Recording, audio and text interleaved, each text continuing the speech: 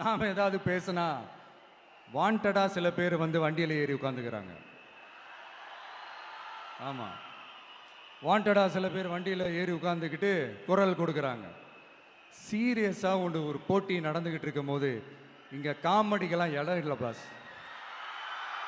இதெல்லாம் மக்களுக்கு தெளிவாக தெரியும். இந்த நேரத்தில் ஒரு சீரியஸ் கேள்வியை இன்னைக்கு இருக்கிற மிகப்பெரிய அரசியல்வாதிங்க கிட்ட கேட்கணும்னு நான் நினைக்கிறேன்.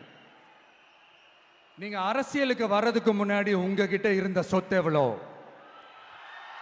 அரசியலுக்கு வந்ததுக்கு அப்புறம் இன்னைக்கு உங்ககிட்ட இருக்கிற சொத்து எவ்வளோ? அதை ஓப்பனா டிக்ளேர் பண்ண முடியுமா? அப்படி வந்த காசெல்லாம் என்னென்ன தொழில் செஞ்சு வந்துச்சு, என்ன வேலை செஞ்சு வந்துச்சு, உண்மையிலே நீங்க உழைச்சி சம்பாதிச்ச காசா, இல்ல ஆட்சி அதிகாரத்துக்கு வந்ததுக்கு அப்புறம் ஆட்டைய போட்ட காசா? இதெல்லாம் ஓப்பனா டிக்ளேர் பண்ண முடியுமா?